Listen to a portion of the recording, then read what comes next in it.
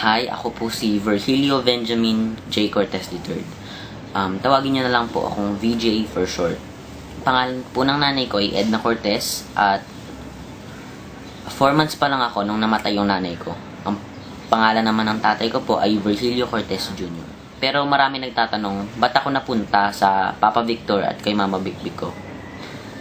At sa sinabi ko nga kanina, 4 months old pa lang ako nang namatay yung nanay ko dahil sa breast cancer.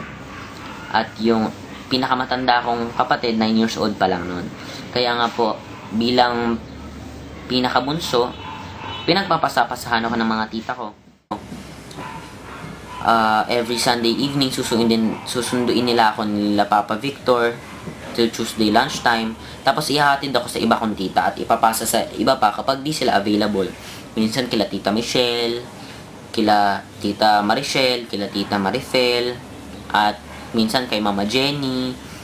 Kaya nga ang tawag nila sa akin NPA, no permanent address. Kaya nga nung magkasakit po si Mama Vic, nagstay po kami sa monumento na Kingdom Hall.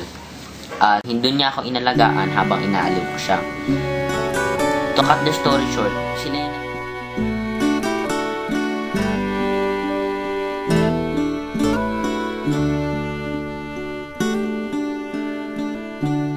Never knew the girl that you once were, or the boy that Dad once was, but I feel I do tonight.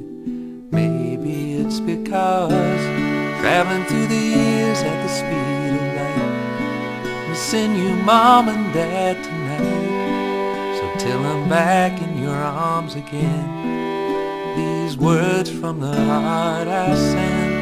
You gave me love, you gave me life, helped me find my better side, made my heart and you made my bones, gave me strength to stand alone, the first to cheer when I dared to fly, and when I fell the first to cry. And if my dreams ever come true, it's all because of you. All because of you.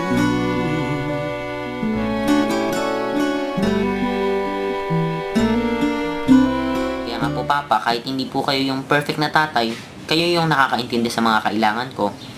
Na hindi maaaring palagi tayong nagkakainisan, pero mas hindi ko mabilang yung mga panahong andyan ka palagi para lambingin ako, pakinggan kung may mga problema ako, at iparamdam mo na mahal mo ko.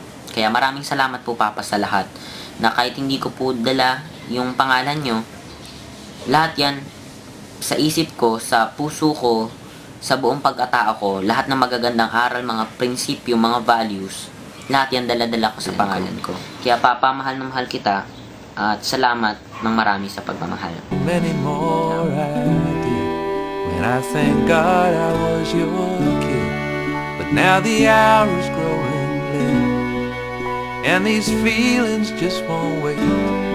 So I've just got to let you know how much I love you so. You gave me love. Mama, hindi ikaw yung tunay kong nanay, hindi ikaw yung nagsilang sa akin. Pero madalas mong sabihin na galing ako sa puso mo. Siguro sobrang laki ng puso mo na kasi napagkasya mo ako sa loob at pinalaki sa pagmamahal. Maraming salamat Mama sa mapagsakripisyong pag-ibig. Kahit may sakit ka, inalagaan mo ako. Ni one time hindi ko naisip na nagkulang ako. Sobra-sobra pa nga yung naranasan ko. Kaya Mama, salamat sa pag-unawa sa madalas na pagtatanggol sa akin. Kaya nga, salamat Papa at Mama, salamat sa pagkup-kup nyo, salamat sa mga taon na inalagaan nyo.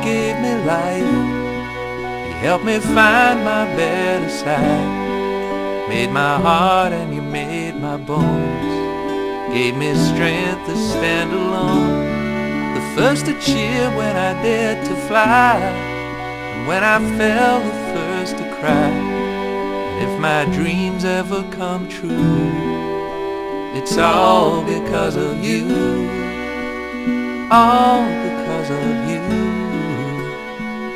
Any good thing I do, it's all because of you. Salamat sa pag-raise mo sa akin. You raised me hindi para maging child mo, but you raised me up to be a submissive child of Jehovah God.